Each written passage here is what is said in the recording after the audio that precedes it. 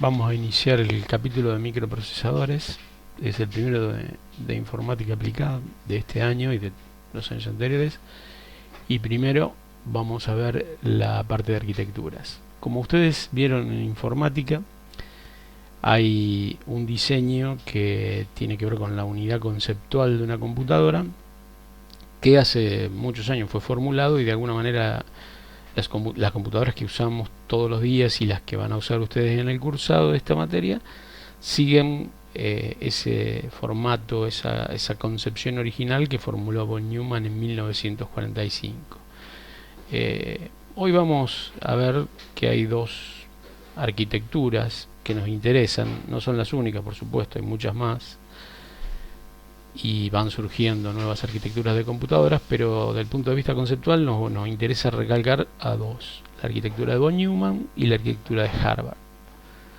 Ambas arquitecturas se basan en un concepto llamado programa almacenado. ¿Qué es esto? El programa almacenado es un conjunto de bytes que representa una secuencia de instrucciones que el microprocesador, es decir, el circuito capaz de ejecutar secuencialmente instrucciones, es capaz de entender y producir, ejecutando ese conjunto de bytes, la salida que esperamos de él.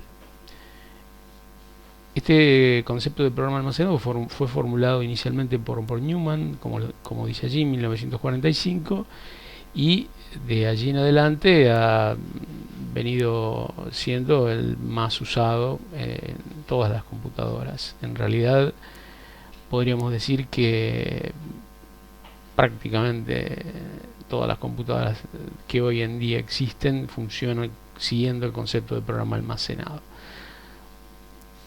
Para mencionar ejemplos de eso, ustedes pueden pensar en lo que uno hace con un celular. Es decir, si uno quiere tener una determinada aplicación, cualquiera fuese, ¿qué hace? Entra al Play Store o a la tienda del sistema operativo que usa su teléfono y se descarga un programa, se descarga una aplicación, digamos, ¿no? Esa descarga significa bajar desde un sitio en internet un conjunto de bytes que tiene diferente tamaño de acuerdo a la naturaleza del programa, que termina almacenado en un soporte no volátil, en este caso del que estamos hablando, del celular, en la memoria no volátil del celular, ¿no? Y ustedes, para ejecutar la aplicación, tienen que tenerla allí almacenada. Cuando uno toca con el dedo en el celular o hace doble clic con el mouse en el icono que representa una aplicación, o tipea en una línea de comandos el nombre de una aplicación, el sistema operativo del dispositivo que estoy utilizando busca el archivo que está identificado con ese nombre en el almacenamiento no volátil y produce una carga del contenido de ese archivo en la memoria principal, ¿no? A partir de allí, una vez que está cargado, el microprocesador o los microprocesadores que tiene el dispositivo es capaz de ejecutar esa aplicación, y de hecho lo hace para cumplir con los objetivos para la cuales la descargamos. Si ustedes piensan en una PC, por ejemplo, instalar una aplicación significa usar un programa para dejar en el disco, sea un disco rígido tradicional, una unidad de estado sólido, un CD o un pendrive o lo que fuere, la imagen binaria del programa como uno o más archivos, digamos. Esos archivos uno los puede ver mediante alguna herramienta como el explorador de archivos que ustedes usan en Windows, o si usan el Nautilus en Linux, o el explorador de archivos que siempre se ve que encuentran en los celulares, sean en iOS o en Android o cualquier otro sistema operativo de celulares que podamos tener. Van a ver que en determinadas carpetas residen, digamos, esas imágenes. Bueno, siguiendo un poco ese modelo, vamos a meternos internamente a entender cómo ese modelo funciona, pero ya desde un punto de vista electrónico, digamos. A nosotros como estudiantes de ingeniería electrónica nos interesa comprender qué sucede en todo ese proceso. Lo vamos a ver en el transcurso de la materia, pero para eso tenemos que entender el concepto de arquitectura. Ustedes ven a la derecha, allí, acá, lo que les estoy señalando, una computadora, según von Neumann, el concepto original de von Neumann, es esto que está contenido en el recuadro azul, donde vamos a distinguir bloques constituyentes. La unidad central de procesamiento, este gráfico está en inglés, digamos, está tomado realmente de una publicación que tiene bastante tiempo, no la original de von Neumann, pero algo de una antigüedad bastante grande. Dentro de esa unidad central de procesamiento voy a tener dos bloques que son identificables, que vamos a ver para qué sirven: la unidad de control y la unidad aritmético-lógica. Y después, dentro de la computadora también vamos a tener una unidad de memoria. Ya vamos a ver en detalle qué son esos bloques. También tendremos dispositivos de entrada y dispositivos de salida, múltiples dispositivos, que hoy podemos identificar con, no sé, un mouse, un teclado, una pantalla táctil como dispositivo de entrada, y como dispositivo de salida, claramente el más común es una pantalla, una impresora, etcétera, ¿no? Bien. En el centro de todo esto está el concepto de microprocesador. El microprocesador es un dispositivo electrónico que realmente revolucionó no solo a la electrónica, sino revolucionó a la humanidad, digamos, porque dio la posibilidad de que las computadoras lleguen a la mano de prácticamente cualquier persona en el mundo. En la década del 70 hay hay muchas discusiones sobre quién creó el primer microprocesador. No vamos a entrar en eso, no es tan importante, pero sí es importante saber qué es un microprocesador. Básicamente es un circuito integrado, que cumple las funciones que von Neumann le asignó a la unidad central de proceso. En el gráfico del slide anterior, lo que vimos fue una arquitectura conceptual. Von Neumann hizo eso cuando no existían las computadoras, 1945, ¿no? O recién se estaba pensando en desarrollar alguna. El microprocesador lo que hace es implementar la idea conceptual de von Neumann sobre una oblea, es decir, un trozo de silicio o algún material similar, que permite allí, mediante técnicas fotográficas, digamos, crear una agrupación de cientos de millones de transistores. Cualquier procesador hoy tiene ese orden de transistores generalmente del tipo CMOS, que tienen una conformación y una forma de conectarse que les permite ser programables. Eso como concepto es sumamente importante. Los circuitos integrados existían desde antes de que exista el microprocesador, pero tenían una funcionalidad fija y siempre cumplían con la misma funcionalidad. La revolución que significó el microprocesador fue el poder ejecutar funcionalidades diferentes. Un microprocesador es programable. ¿Qué quiere decir? Que es capaz de ejecutar instrucciones que están almacenadas en algún lugar. Y acá de vuelta aparece la idea de von Neumann, el programa almacenado. ¿En dónde? En la memoria. ¿Qué es la memoria? También un dispositivo semiconductor que es capaz de retener conjuntos de ceros y unos, en algunos casos solo cuando está energizada o está excitada, digamos, que es en el caso de la memoria principal, la memoria RAM, y en otros casos en forma permanente, como es la memoria no volátil, que conocemos como en forma de disco de estado sólido, o pendrives, o bueno, dispositivos electromecánicos como los también magnéticos como los discos magnéticos. Pero hay un par de conceptos que no quiero que se escapen de esto. O sea, el microprocesador corporiza la idea de von Neumann y la trae al mundo de la práctica, de la realidad. Cuando nosotros usamos un microprocesador, ya vamos a ver de que no todos tienen la arquitectura de von Neumann, vamos a ver de que hay una arquitectura alternativa, pero la idea central, digamos,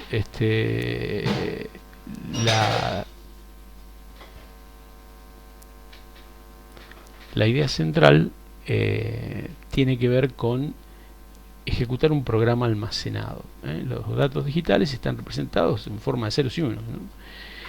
Y es importante tener en cuenta un concepto que quizás adelanta un poquito lo que ustedes van a ver. Ustedes cuando vean sistemas digitales 1 y 2 van a estudiar en profundidad qué es la lógica combinacional y qué es la lógica secuencial. Bueno, un microprocesador es capaz, mejor dicho, incluye dentro de su diseño lógica combinacional y lógica secuencial. La lógica combinacional es un conjunto de circuitos que funcionan en base a las señales electrónicas que están presentes en sus entradas. Producen una salida en función de las entradas. Los circuitos de lógica secuencial en realidad solo agregan, pero también es muy importante, lo que representa la dimensión del tiempo, es decir, que permiten que interpretar secuencias de valores de las señales de entrada. Bueno, un microprocesador es capaz de hacer esas dos cosas. Bueno, tenemos una larga historia. El primer microprocesador, acá tienen representados dos extremos, no sé si los más extremos, no son de hecho los más extremos, pero sí los extremos de un fabricante muy famoso. Digamos, el fabricante de microprocesadores más grande del mundo es Intel. Todos saben que es Intel, digamos, una compañía que fabrica la mayoría de los microprocesadores que se usan en las PCs, por ejemplo, no así en los celulares. Y ustedes tienen a la izquierda una foto del primer microprocesador de Intel, que se llama i4004, y en la fotito se ve el indicativo 4004. Este era un microprocesador pero de 4 bits, podía procesar 4 bits en paralelo, o sea, medio byte. Lo que vemos a la derecha es la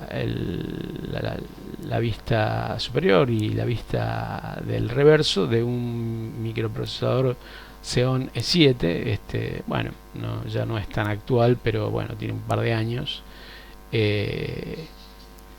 La oblea de silicio es mucho más chica, tiene muchísimas más patas. Lo que ustedes ven aquí como puntitos amarillos dentro de un fondo verde son contactos eléctricos, digamos, que van sobre un zócalo, cientos y cientos de contactos, y esto está presente en una PC, digamos. Si ustedes tienen una notebook que tiene un Intel Core i5 o i7, más o menos es una cosa así, ¿no? ¿Qué ha pasado en el camino? Bueno, pasaron muchos años, porque esto, como les digo, es de la década del 70, esto es algo de la década del 2010, digamos, entre el 2010 y el 2020, la cantidad de transistores que hay adentro de ese circuito integrado se multiplicó en realidad exponencialmente, y es lo que vamos a ver en la próxima diapositiva. Fíjense, el 4004 data de 1971 y tenía 2250 transistores. Si solo llegamos hasta el Pentium 4, que es un modelo que fue muy exitoso particularmente de los microprocesadores de Intel, que allá tiene más de 20 años, es un procesador que no se fabrica más, hace mucho, es del año 2000. Fíjense que este Pentium 4 tiene 42 millones de transistores. Esto es completamente exponencial. Fíjense esto. Un procesador E5 de 2016 tiene 14 por 10, digamos, tiene 560 millones de transistores. ¿Sí? Los de ahora ya tienen miles de millones de transistores, los de 2021, 2020. Y hay una cosa muy interesante.